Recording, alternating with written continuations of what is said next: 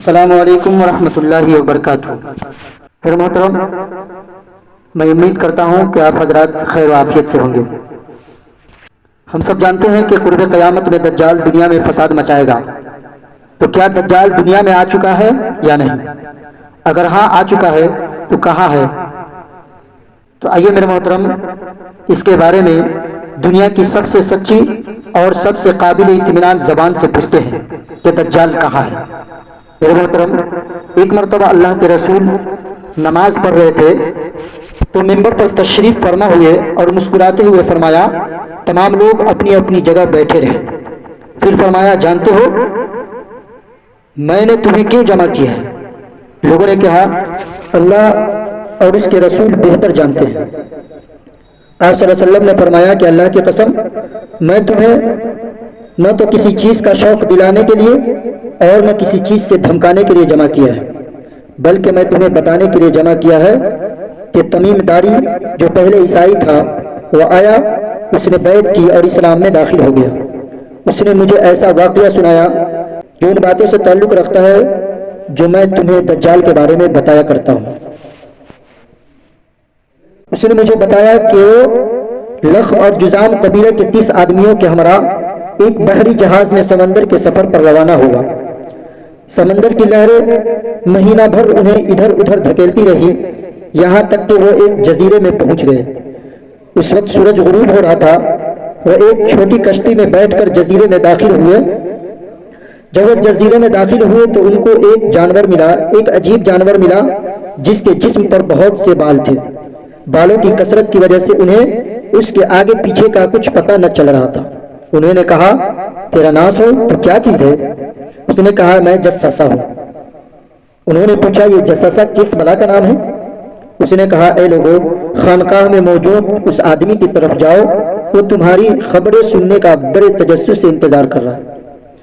بیان کرنے والے نے بتایا کہ جب اس نے آدمی کا ہم سے ذکر کیا تو ہمیں خوف لاحق ہوا کہ یہ جانور شیطان تو نہیں۔ پھر ہم تیزی سے چلے اور خانقاہ میں داخل ہو گئے۔ وہاں ہم نے بھاری بھرکم قد کاٹ کا ایک آدمی دیکھا جس کے گھٹنوں سے ٹخنوں تک بندھی ایک لوہے کی زنجیر تھی اور اس کے ہاتھ اس کی گردن کے ساتھ بندھے تھے۔ ہم نے پوچھا، تیرا ناس ہو تو کیا چیز ہے؟ اس نے کہا، میرا پتہ تمہیں جلد چل جائے گا، یہ بتاؤ کہ تم کون ہو؟ ہم نے کہا کہ ہم عرب سے آئے ہیں۔ ہم جہاز میں سوار ہوئے، سمندر میں طوفان آ گیا، مہینہ بھر لہریں ہمیں دھکیلتی رہی، یہاں تک کہ اس جزیرے کے کنارے لے آئے۔ یہاں ہمیں ایک جانور ملا جس کے بدن پر بہت بال تھا۔ بالوں کی کثرت کی وجہ سے اس کے آگے پیچھے کا کچھ حصہ پتہ نہیں چل رہا تھا۔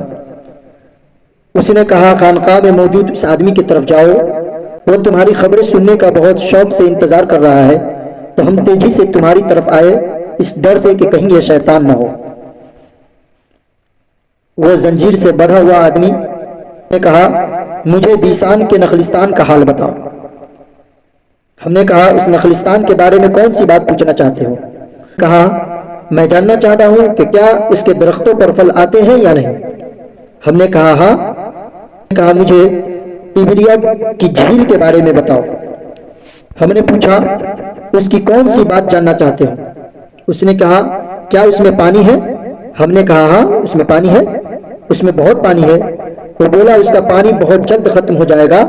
پھر اس نے کہا، مجھے زغر کے چشمہ کے بارے میں بتاؤ۔ ہم نے پوچھا، کون سی بات معلوم کرنا چاہتے ہو؟ زنجیر میں جکڑے آدمی نے کہا، کیا چشمہ میں پانی ہے اور لوگ اس پانی سے کھیتوں کو سیراب کرتے ہیں؟ ہم نے کہا، اس میں بہت پانی ہے اور شہر کے رہنے والے اس سے کھیتیوں کی آبیاری کرتے ہیں۔ پھر اس نے پوچھا، مجھے نبی امی صلی اللہ علیہ وسلم کے بارے میں بتاؤ، اس نے کیا کیا ہے؟ اس نے کیا کیا ہے؟ ہم نے کہا، وہ مکہ سے نکل کر یثرب یعنی مدینہ میں آ گئے ہیں۔ اس نے پوچھا، کیا عربوں نے اس کے ساتھ جنگ کی؟ ہم نے کہا، ہاں۔ اس نے پوچھا، اس نے اس کے ساتھ کیا کیا؟ ہم نے بتایا کہ وہ ارد گرد کے عربوں پر غالب آ چکے ہیں اور انہوں نے ان کی اطاعت قبول کر لی ہے۔ اس پر اس نے کہا، کیا واقعی ایسا ہو چکا ہے؟ ہم نے کہا، ہاں۔ اس پر اس نے کہا، ان کے لیے یہی بہتر ہے کہ وہ اس کی اطاعت قبول کر لے۔ اب میں تمہیں اپنے بارے میں بتاتا ہوں، میں دجال ہوں۔ مجھے عنقریب خروج کی اجازت مل جائے گی۔ میرے محترم، اس حدیث شریف سے اتنا معلوم ہو گیا کہ دجال کسی اور سیارے میں نہیں، نہ ماوراء الارض کسی طبقے میں ہے، نہ لاہوت نہ مکان میں ہے، وہ اسی زمین پر کسی جزیرے میں مقید ہے۔ یہ تھے دجال کے بارے میں کہ دجال کہاں ہے۔ اب بات یہ رہی کہ بیسان کہاں واقع ہے، تبریا کی جھیل میں پانی ہے یا نہیں، زغر کے چشمہ کے لوگ کھیتیوں کو سیراب کرتے ہیں یا نہیں، تو میں اس پر جلد ہی ایک ویڈیو بنا کر آپ کے سامنے پیش کروں گا۔ السلام علیکم ورحمۃ اللہ وبرکاتہ۔